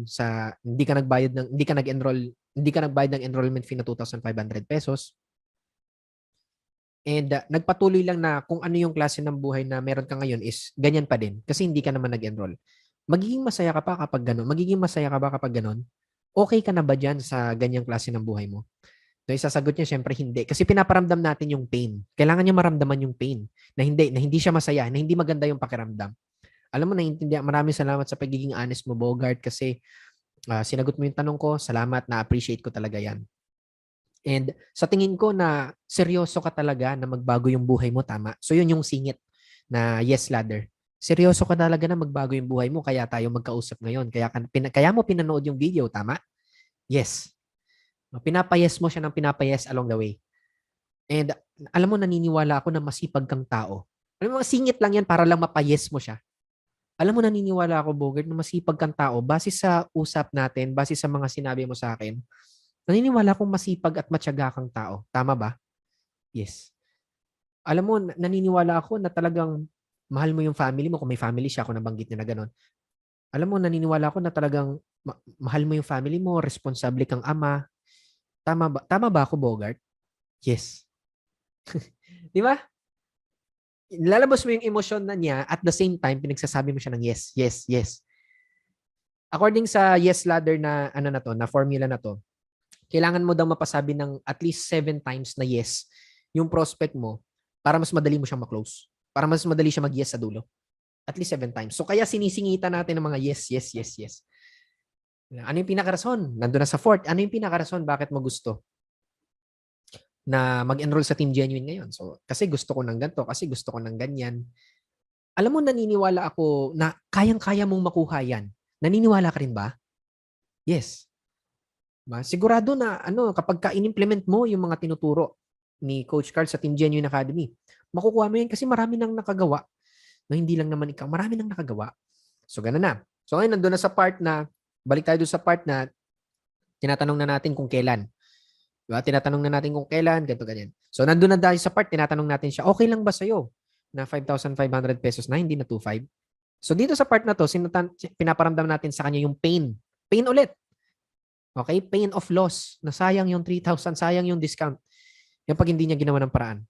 Okay? So ngayon, sasabihin niya, hindi, sayang eh. Sayang talaga yung 2,500 eh. Alam mo, ako, Bogart, nanghihinayang rin ako para sa'yo. Okay? Pinaparamdam ulit natin na magkaibigan tayo dito, magkasama tayo dito. Ako mismo, Bogart, alam mo, nanghihinayang ako para sa'yo. Kaya ako nga sinasabi to sa'yo kasi sayang talaga eh. Ano-ano ba yung naiisip mo na paraan para mabuo mo na yung 2,500 pesos ngayon at makapag-enroll ka na ngayon? Pwede mo ba akong bigyan ng at least mga kahit 2 o 3 paraan na naiisip mo ngayon? Kailangan mapalabas mo yon. Ngayon, paano naman kung sabihin niya wala siyang naiisip na paraan or wala pa siyang naisip na paraan? Ganito yung sasabihin mo. Okay lang ba, Bogart, kung ako yung magbigay sa'yo ng paraan? Ito, sobrang effective nito kapag ginawa mo. Okay lang ba ako magbigay sa'yo ng paraan? Kasi ito, maraming gumagawa nito and ang bilis nila nabubuo yung 2,500 pesos. Sabihin niya, siyempre, oo. Diba? So ngayon, ganito yung gagawin mong paraan. Yun yung nasa objection list, yung pautangin mo siya. Okay? So ganito yung delivery niyan pagdating sa call. Okay, so ganito lang kasimple, Bogart, yung gagawin mo. Yung 2,500 pesos, i-divide mo yan sa 20 katao na kakilala mo. Meron ka bang at least 20 katao na kaibigan, kamag-anak na alam mong talagang kapag ka nagkaroon ng emergency, tutulungan ka nila. Meron ka bang mga ganong kaibigan? At least 20 or kahit 10 kung sabihin niya walang 20, kahit 10. Na kapag nagkaroon ng emergency, tinawagan mo ng 3:00 ng madaling araw, talagang tutulungan ka. May mga kamag-anak or kaibigan ka bang ganon? Yes, malamang sasabihin niyan, oo. 20 kasi kapag ka mas marami mas kokonti yung tawag dito, mas kokonti yung magiging hihiramin niya. So ngayon ganito yung gusto kong gawin mo, Bogart. Ilista mo yung mga tao na yan. Okay? Ilista mo yung mga tao na yan and then humiram ka sa kanila. No? Pag sinabi niya 10, edi 10 divided by 25 divided by 10, tigto 250 pesos. So manghiram ka sa kanila kung 10 yan, halimbawa 10 yung sinabi niya. Ganito yung gagawin mo, lapit ka lang sa kanila, sa mga tao na yan. Once na nailista mo na sila, lapit ka sa mga tao na yan, humiram ka sa kanila ng tigto 250 pesos. Ganito lang yung sasabihin mo, kailangan ko lang yung 250 pesos. Sigurado naman pahihiramin ka niyan 250 pesos, lalo-lalo na kung meron kang trabaho, alam nila na makakapagbayad ka sa kanila. Pero kung 250 pesos, malamang kakalimutan na nila yun, 250 pesos lang naman yan eh. Kaya kung mas marami kang kakilala, mas liliit yung pwede mong hiramin sa kanila. Huwag ka na magsasabi ng kahit na ano, Bogart. Ito yung importante. Huwag mong sasabihin na mag-i-enroll ka, magne-negosyo ka, hindi sila maniniwala sa'yo kapag ganun. Kasi hindi ka nila kilala bilang negosyante. So dapat alam mo tong part na to. Doon sa kanina. Doon sa part na sinabi niya na doon sa part na nagtanong tayo kung gaano kalaki may tutulong niya, malamang magsasabi yan kung ano occupation niya. Kung hindi mo alam, itanong mo sa kanya kung ano occupation niya. Huwag ka mag-a-assume na hindi siya negosyante kasi mali mo negosyante nga talaga siya. Di ba? Hindi natin alam. Kaya itatanong mo sa kanya yon. So, pag alam mo na hindi naman siya negosyante, huwag mo sasabihin na kung ano pa na magnenegosyo kasi baka hindi pa sila maniwala sa iyo kasi baka hindi ka naman nila kilala bilang negosyante. Basta sabihin mo lang kailangan ko lang talaga. And ito yung palagi mong tatandaan, Bogart, na meron tayong money back guarantee. Naalala mo ba yon? Yung money back guarantee, yung implementation guarantee. Naalala mo ba yon? Kailangan sabihin mo sa kanya yung money back implementation. Kasi pag sinabi mong implementation guarantee, baka hindi niya maalala. Money back, alam ng mga tao kung ano ibig sabihin ng money back eh. Naalala mo ba yung money back guarantee natin, Bogart?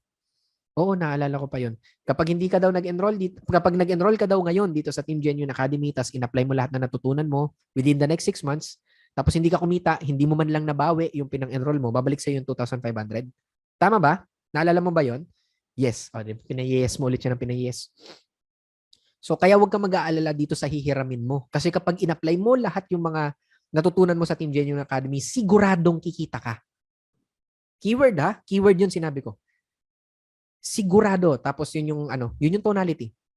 Kaya huwag kang mag-alala dyan sa mga hihiramin mo na yan kasi Kapag in-implement mo, ginawa mo lahat ng ituturo sa'yo sa Team Genuine Academy, siguradong kikita ka talaga. Kasi totoo naman eh. Pag ginawa mo talaga yun, kikita ka talaga eh. Totoo naman eh. Kaya nagsasabi ka na siguradong kikita ka talaga kapag ginawa mo yun. Okay? Very important. And kung sakasakaling man na hindi ka kumita, may money back guarantee naman tayo. Ibabalik sa'yo yung 2,500 pesos na yan. Plus, babayaran ka pa ng Team Genuine Academy ng 15,000 pesos para dun sa oras na nasayang mo kasi 6 na buwan din yun eh. Okay ba yun sa'yo, Bogart? Yes. Siyempre naman, sinong aayaw dun? Diba? O pinapayes mo ulit siya ng pinapayes. So binibigyan mo siya ng lakas ng loob na sulit talaga. Ipinararamdam mo sa kanya na sulit talaga na kailangan ko mag-enroll ngayon. Na sulit, na alam ko, na siguradong kikita ko. Mababalik sa akin yung pera ko kung sakaling hindi ako kumita. Yun ang pinararamdam mo sa kanya, yung satisfaction. Merong tinatawag ito magandang i-follow nyo din sa Jordan Belfort. Kaso nga lang, yung training niya kasi pang US kasi yon. Na iba naman ang culture sa US, ibang culture sa Pilipinas. Sa US may credit card, dito sa Pilipinas hindi uso sa mga Pilipino yan eh. Sa market natin, hindi uso ang credit card eh. So, meron tinatawag siyang straight line persuasion, no? Sa isang straight line daw, drawing natin para mas masaya. Okay, kita nyo ba yung whiteboard?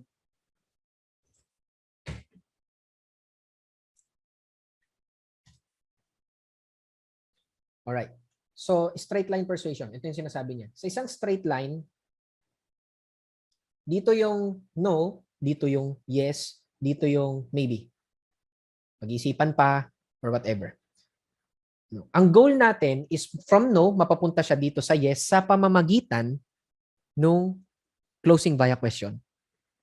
Unti-unti natin silang pinapayes. Okay? Yun yung pinaka-purpose nun. Ipinararamdam natin sa kanila. Keyword. Okay? Emotion. Yan ang importante. Emotion. Pinararamdam natin sa kanila na sulit. Na talagang kikita sila na mababawi nila yung pang-enrollment fee. Pinabababa natin yung logic na nagsasabing, hindi ko kaya, baka di naman kumita. Tinatanggal natin yun. Pinapapunta natin siya paunti-unti sa pamamagitan nitong persuasion na itinuturo ko sa inyo, closing via question, tonality, pinapupunta natin siya sa yes. Kailangan yes. Kasi kapag kaya yes, kahit wala yung pera, kapag absolutely certain siya na talagang sulit, gagawa yan ng paraan. Naintindihan nyo? Okay? So yun ang pinaka-importante ha. Keyword, tandaan nyo yung sinabi ko, ipinararamdam. Ipinararamdam natin sa kanila na sulit, na talagang kikita talaga sila. Kailangan maging absolutely certain, maging tiwalang-tiwala talaga siya. Nakikita siya. Doon siya magbabayad. Ulitin ko, we buy through emotion. We justify through logic. We buy through emotions. Trust is an emotion. Hindi yan logic. Okay? So, marami ba natutunan so far?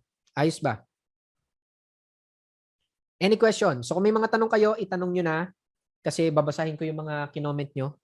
Ay, i-chat nyo. Tapos i-discuss natin. Base dun sa mga pinag-ano ko, i-chat nyo yung tanong nyo. Then, i-discuss natin isa-isa. Hanggang meron pa tayong 30 minutes. I-discuss natin isa-isa yung mga question nyo. Okay? So ito, kay Coach J, na-observe ko sa akin, Coach, ay kapag nagtawag ako ng ganito, ginagawa ko exactly. Confirm kung si prospect ba ito, pakilala ako, paalam ko na isa sa nag-fill up sa enrollment form. Actually, itong instead na ipaalam, pwede mong itanong.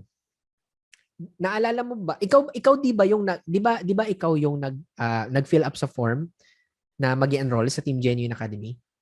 Alam naman niya yung yes eh. Kapag itinanggi niya, hindi yan yung hindi yan hindi mo na kailangan na pa ipagpatuloy yung usap. Hindi ako yun. Hindi ko alam kung ano yan. Okay. Maraming salamat sa pagsagot ng tawag. Have a great day. Baba. Next call. Okay? So, pwede mong itanong yan para magamit mo yung yes ladder. Tinatanong ko kung anong oras siya magbabayad. Kapag nakuha ko mo ng time, send ko yung MOP sa text and re-remind ko sila na sa akin isend ng resibo dahil ako ang dinelegate mo para mag-assist sa kanila. Yes. Then, sa FB ko pinapasend ang resibo. Huwag sa FB mo, sa page pa din. Kung saan mo siya nakausap. Kung sa page mo siya nakausap, sa page. Pero kung hindi mo siya nakausap sa page, Pwede sa Facebook mo. Pwede yon. Pero pag nasa page nyo na, huwag nyo nang paalisin sa page. Kasi alam na nila, nandun na sila eh. Huwag nyo na silang pahirapan, huwag nyo silang pahanapin. Yun yung sinasabi ko last time na law of least effort. Pababain yung resistance. And yun din yung sinasabi ko kanina. Law of least effort din yun. The more na tumataas yung logic niya at bumababa yung emotion, tumataas yung resistance. Tumataas yung resistance na tanggihan niya. Tumataas yung wall niya, yung pader niya na magsabi ng no. Lumalakas yung loob niya na tanggihan ka. Huwag na natin silang pahirapan. Kailangan as much as possible na kaya nating padaliin na magdesisyon sila agad, na magbayad sila, padadaliin natin. Okay? So ito, strategy to ng strategy to ng mga multi-billion dollar businesses. Itong tinuturo ko sa inyo ngayon na pinadadali natin, na pinabababa natin yung resistance. Okay? Ang na-encounter ko lang kadalasan ay kulang pa sa trust si prospect kaya nag-i-Indian kinabukasan sa binigay nilang oras. Konti lang sa kanila nagre-reply ng rason. Kadalasan di nagre-reply or sumagot ulit. So implement nyo muna yung ganong call, yung ganong klaseng call. Medyo mahaba yun. Okay, medyo mahaba yun, pero kung makuklose nyo yung deal, tapos ma-upsell mo pa, sulit naman eh. Worst case scenario na napapayin mo. Yun yung worst case scenario. Di ba? So as time goes by, mapapabilis mo naman yun. Sa umpisa medyo mahaba yung call, yung ganong klase ng call. Pero kung mapapayas naman natin sila eh. As time goes by, mapapabilis mo yan, dadali yan, bibilis yan. Okay, konti lang sa kanila nag-reply ng rason. So sa pamamagitan ng ganong klase ng call, yung closing via questions, nabibuild mo yung trust sa kanila. Yung tonality, that is very important. Kailangan yung ganong klase ng tonality na iparamdam mo yung calm, iparamdam mo yung smiling voice, iparamdam mo na kalmado ka kasi para magtiwala sila sa'yo. Naparamdam mo sa kanila na magkaibigan tayo dito. Okay, magkakampi tayo. Huwag mo iparamdam sa kanila yung otherwise, okay? Sa boses po, need ba talaga magbakla-baklaan? Kasi madalas pag medyo malalim boses, parang hindi na sila nagtitiwala or expected kasi nila na babae ang kausap nila, pag lalaki kausap nila, ayawan na. Based on my experience to. Pwede. Kung kaya mo eh. Pwede. Oo, bakit hindi? Ako, di ko kaya yan. Di ko kaya magbakla-baklaan. Pero kung kaya mo, pwede mong gawin. Ang goal naman natin, hindi naman importante kung ano yung sinasabi natin, yung ginagawa natin. Ang importante, yung ipinararamdam natin sa kanila. Yung bottom line ng importante. Kung sa pamamagitan ng pagbakla-baklaan na boses, magiging comfortable siya sa'yo, di go. Okay? Ang importante yung end result na mag-enroll sila. Okay? Sa first call po, pag galing check-out, close deal po, magbibigay po ng oras, pagdating po ng oras India na, hindi na po nasagot sa call. Kapag naman po follow-up via call, ang bilis po nilang sumagot na, ma'am, hindi po muna. Tapos kapag tinanong kung bakit or ano yung pumipigil, nagpapatay ng call, walang pera. So normal ito. Okay, normal ito na mararanasan nyo. Wala tayong magagawa dyan. Kaya nga uulit-ulitin ko sa inyo, hindi ka pwedeng maging emosyonal. Kasi kapag naging emosyonal ka pagdating dito, doon ka sasablay. Mawawalan ka na ng gana. Diba? Yung mga susunod na ang mangyayari dito is self-fulfilling prophecy cycle na to. Ang mangyayari, pag pinersonal mo to na walang ka ng gana, pinatayan ka ng call or may hindi nasabi maganda sa'yo, ito yung pinaka-practice. Inhale, exhale bago ka mag-proceed sa kasunod. Ganun talaga. Yun yung sasabihin mo palagi sa sarili mo, papakalma mo yung sarili mo. Ganun talaga. Nangyayari talaga to. Normal to. So, pinaiintindi mo sa subconscious mind mo na normal talaga yan. Hindi yan mawawala. Walang magic words, walang magic script. Yung mga tinuro ko sa inyo, di magic yan. Hindi porket ginawa mo, lahat na ng kakausapin mo mag-enroll. Walang ganon. Ang pinaka-importante, ma-practice mo yung mindset mo na hindi mo pinapersonal na ganon talaga. Normal to. Papatayan ka, bababaan ka. Maganda pa nga na sinagot ka pa eh. Kesa naman na puro busy na kasi bilala ka na. Mas okay pa yung sinagot ka na binabaan ka. Na hindi po muna, ganyan-ganyan. Kasi ina-expect kasi nila, nakukulitin mo sila. Kaya normal yun na mangyayari. Kaya yun ang practice mo sa sarili mo. Inhale, exhale. Ganun talaga. Normal talaga yan. Smile. Smile. Ganun talaga. Normal talaga yan. Para sa susunod na prospect na kakausapin mo, is babalik ka dun sa top closer mode, kumbaga. Top closer mode. Kasi kapag hinayaan mo yung emosyon na yun, tas, ano ba yan? Reject na naman. Tapos puproceed ka lang sa kasunod, yung performance mo sa tingin mo, best pa rin. Para doon sa kasunod mo na call, ganun pa rin may performance mo, mataas pa rin, hindi na. Yung emosyon mo, mababa na eh. Ano ba yun? Reject na naman. Next na call. Yung subconscious mind mo, sinasabi mo na, reject lang rin naman ako nito. So, bakit pa ako mag-e-effort? O, sablay ka na. Doon pa lang sablay ka na. Gets? So, every time na may ganyan, masakit yan. Oo. Talagang ganun. Tanggapin mo yan. That is a part. Okay, that is part. Yan yung parte ng proseso ng pagpapagaling sa sarili mo. Kailangan mong masaktan ng paulit-ulit to dumating sa point na normal na. Hindi ka na nasasaktan. Normal na eh. Ganun talaga. Ganun talaga. It's just the way it is. Ganun talaga. Diba? So, may follow-up pa naman eh. As long as may follow-up. Kapag pinersonal mo yun, nagpadala ka sa emosyon mo, yung next na kausap mo, mag-enroll sana. Kaso naramdaman niya yung emosyon mo na negative ka na. Edi wala na. Salip na nag-enroll sa'yo, naramdaman niya sa tonality mo na inis ka doon sa last na kausap mo. Pwede ka naman magpahinga muna eh. Huwag lang masyado matagal. Diba? Matagal na yung mga 3 minutes, 5 minutes. Inhale, exhale, inom ng tubig, kalma, smile, ganun talaga. Normal to. Next. So kailangan, ganun ulit. Kaya para bawat kakausapin mo, nandun ka sa best performance mo. So top closer mode palagi. Palagi mong tatandaan, hindi porket na-reject ka nung isa, i-reject ka ulit nung ikalawa. Pwedeng i-reject ka ulit nung ikalawa, nung ikatlo, ikapat. It doesn't matter, magkakaibang tao yan. So dapat bawat kausap mo, best performance ibibigay mo. Ito, hindi to, wag itong sinasabi ko sa inyo, wag mong pairalin yung nagmamagaling yung utak ha.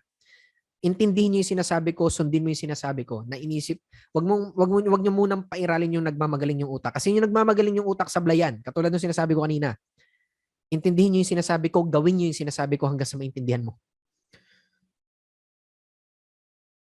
Basta gawin mo lang. Dadating yung time maintindihan mo tong sinasabi ko. It's just the way it is. Ganun talaga. Pero kapag nagpa-bother ka, kapag nagpaano ka dyan, nagpadala ka sa emosyon mo, bababa yung performance mo, bababa yung energy level mo, bababa yung emosyon mo, yung mga ma-attract mo, bababa na din. Negative na rin. Medyo mahabang explanation. Ay, hindi ko na-explain. Basta paniwalaan nyo lang muna ako ngayon, maiintindihan nyo yung sinasabi ko. Okay? Walang pera, anong product? So, yung product, nandun na yung sagot sa objection. Okay, marami tayong variety of products, di ba? Similar lang yun nandun sa objection list. Hindi muna namin sinasabi sa ngayon kasi ayaw namin nagayahin kami ng kompetisyon. Kaya, doon. Tapos proceed sa kasunod. Marami tayong variety of products na ibinebenta, pero hindi muna namin sinasabi ngayon kasi bonus product lang naman yun. So, kumbaga parang pinapalayo, pinapaalis mo siya dun sa tanong na yun, deflect, tas loop. Bonus product lang naman kasi yun and meron tayong mga varieties ng mga products na binibenta. Hindi mo na namin sinasabi sa ngayon kasi ayaw namin gayahin kami ng kompetensya namin. So, ituturo naman yan lahat sa loob ng Team Genuine Academy. So, tapos proceed ka na dun sa sales flow. Okay? Every time na mag-object, deflect, loop, ganun lang.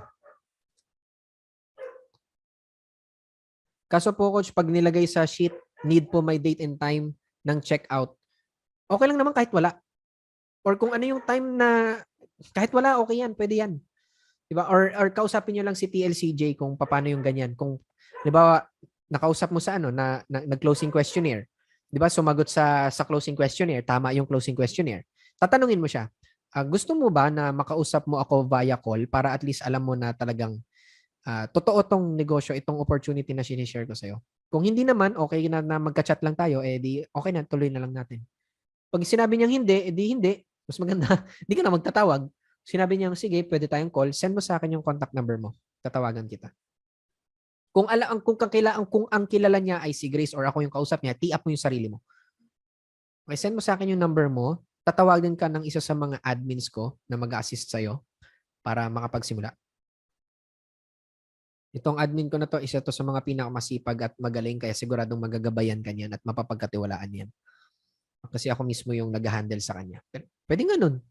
Tee up mo yung sarili mo. Applicable po ba yan sa messaging pancake or page? Yung mga sinabi ko, yung tinuro ko na yung closing via pwede naman yan sa pwede yan sa messaging, pwede yan sa pancake, pero mas effective yan pag call kasi may tonality, may emosyon. Message kasi wala. Emoji lang yung kaya mong ibigay na emosyon. Pero wag nyo silang pipilitin na makipag-usap sa inyo sa call. Kaya nga di ba ang sabi ko, tatanungin mo, gusto mo ba na makausap kami? Mas maganda yung kami. instead of ako, lalo-lalo na kung nare-represent mo yung page. Gusto mo ba na makausap kami para at least malaman mo na talagang gusto mo ba na, or mas maganda ganito. Gusto mo ba na makausap mo kami via call or okay na sa'yo na chat na lang? Mas magandang yun na lang. Keep it short and simple. Pag sinabi niyang gusto niya ng call, edi tawag, hingin mo yung number, tapos tiap mo yung sarili mo, tawagan mo. Pag sinabi niyang okay na sa chat na lang, edi okay. Paano coach, pag tinanong ni prospect, paano ako makakasigurado na kay Coach Carl Serrano mapupunta yung payment during call? Nagpakilala ako bilang admin. So sasabihin mo sa kanya, yung mga payment method na isesend ko sa'yo nakapangalan kay Coach Carl. Yun lang. Kapag nakita mo yung payment method hindi nakapangalan kay Coach Carl, edi wag ka magbayad. Nakapangalan yung lahat sa kanya. Okay ba yun sa'yo? Yes. Di ba? Yung kaya palagi sa bawat sagot, di ba? Kasi kailangan mo sagutin talaga to eh. Sa bawat sagot, dapat i-take advantage mo na yung yes ladder. Okay ba sa'yo yung ganon? Nakapangalan kay Coach Carl. Siyempre naman, oo yung isasagot niya. Yun yung tanong niya eh. So, oo yung isasagot niya. Okay? And I hope marami kayo natutunan for tonight. Make sure na implement nyo. And ito pala, buti na lang naalala ko, practice. Magandang practice, role play. Di ba may mga partner naman kayo, pwede kayong mag-role play. Okay, pwede kang mag-role play. So for example, halimbawa si Chow at saka si Ezekiel kasi magkasama yung dalawa. So mag-role play. Halimbawa si Chow yung prospect. Tapos ano ba yung typical na prospect? Alam niyo yung typical na prospect eh. So mag-role play kayo sa call. 'Di ba? Mag-role play. Alam niyo yung role play? Kunwari, magkausap ko talaga kayo sa call. Tapos si Chow magbibigay ng halimbawa si Paul magbibigay ng mga objection. 'Di ba? Tapos sasagutin ni Ezekiel. Tapos si Chow yung magsasabi kung okay ba yung pagsagot base sa mga tinuro ko dito. Sabihin niyo na to, okay ba yung sinabi ni Ezekiel? Di, nakapag-practice kayo, parang mock practice, di ba? Pa-practice kayo. So, pwede kayong humanap ng iba pang partners. Di ba? Pwede kayong humanap ng, kung online, pwede kayong mag-set ng time. Online, practice tayo. Di ba? Palitan tayo ng calls. Ganun. So, yun yung pinakamaganda kaysa yung pinagpa-practicean nyo yung prospect mismo. Kasi medyo sayang eh. May bayad yan eh. Binabayaran ko ng malaki yung mga yan eh. So medyo sayang kapag sila yung pinagpa-practicean nyo. So mag-role play kayo. Pwede humanap kayo ng mga leaders dito. Pwede kayo mag-role play tapos kayo makipag-usap kayo, mag-call kayo kunwari. Ikaw yung prospect, sino yung prospect or tapos pagkatapos nun, palitan naman kayo. Tapos i-criticize nyo, i-constructive criticism yung bawat isa. Ito yung napansin ko base sa tinuro ni Coach Al, ganito ganyan, okay no? So tapos implement nyo sa actual na. Okay? What if makulit si prospect sa call na pinipilit niyang networking ba ito? Sa call? So, ganun nga. Yun yung palagi niyong gagawin kapag tinatanong kayo, networking ba to? Yung tonality. Kasi kapag ganun yung tanong mo, sa chat, kaya nilang kumulit. Sa call, malabo. Pag ganun yung tonality na ginamit mo, teka lang. Bogart, teka lang. Kasali ka ba sa ganun? Yun ba yung hinahanap mo? Pag sinabi niya, hindi, ayoko ng ganyan. Uy, buti na lang. Ay, buti na lang talaga, Bogart, kasi hindi pwede mag-enroll sa Team Genuine Academy yung ganun. So, bakit ganun yung tonality? Parang ipinararamdam natin sa kanya na huwag siyang magtanong ng ganun. Na ang weird nung tanong niya. Na parang, yun yung gusto nating iparamdam sa kanya. Kaya ganun yung tanong, nagulat ka. Teka lang, yun ba yung hinahanap mo? Ganun ba yung hinahanap mo? Gusto mo ba sumali sa mga ganun? Di ba, pinararamdam mo sa kanya sa pamamagitan ng tono mo sa call, pinararamdam mo sa kanya na parang mali yung tanong niya na dapat hindi siya nagtanong ng ganun. Mahihiya na yan magtanong ulit. Mahihiya na yan magkulit ulit. Ay, salamat Bogart. Buti naman. Buti naman at ayaw mo sa ganun kasi hindi pwede mag-enroll sa Team Genuine Academy yung mga mahilig sa mga ganun eh. Tapos proceed sa kasunod. Tanong na kagad. Okay? Ituloy mo na kagad yung sales flow. Huwag ka nang magpo-pause. Ituloy mo na yung sales flow. Sa chat lang nilang kayang kumulit ng ganyan. Kasi nga walang emosyon, walang tonality. Pero pagka narinig nila yung ganun, di ba ang weird, pakiramdam nila ang weird nung nagtanong sila. Ayaw ng tao ng ganung pakiramdam. So, hindi na lang nila ulitin. Okay? So, yun. Okay? And to recap, yung mga pinag-usapan natin, yung pinaka-goal, okay? Ito yung palagi niyong tatandaan. Yung pinaka-goal is mapababa natin yung logic, mapataas natin yung emotion. Yun ang pinaka-goal. So yun, palagi mong i-remind sa sarili mo, ang goal is mapataas yung emotion and mapababa yung logic. Para mag-decide sila agad. Okay? We sell them, we persuade them sa pamamagitan ng emosyon, hindi logic. Kaya wag kang makikipag-usap sa kanila ng logic. Di ba? Kasi ganito, ito pwedeng yung sayang naman yung enrollment, pwedeng maging logic yan eh. Depende sa tono mo. Sayang kasi yung ano eh, sayang kasi, ito yung logic to. Sayang kasi 2.5. Magiging 5.5 na. Sayang naman. Gusto mo ba na 5.5 na lang? Logic, yung tono. Oh, babaguhin mo lang naman yung tono eh. Naku, sayang. 2,500 pesos lang yung enrollment ngayon, magiging 5,500 na pag lumampas yung araw, yung 24 hours. Okay lang ba sa'yo na 5,500 pesos na? Kasi ako nanghihinayang ako para sa'yo eh. 3,000 din yun, magagamit mo pa yun sa ibang bagay. Same. Sayang. Pero dahil sa tono, naging emosyon yung isa logic. It will take a lot of practice. Practice ng practice. Kailangan yung masterin yan. Okay? Kasi yan yung way para maging top closer ka. Pag naging top closer ka, dami mong pera. Yan sa'yo ng buhay mo. Diba? Marami kang pera, marami kang pambili kung anong gusto mo. Okay?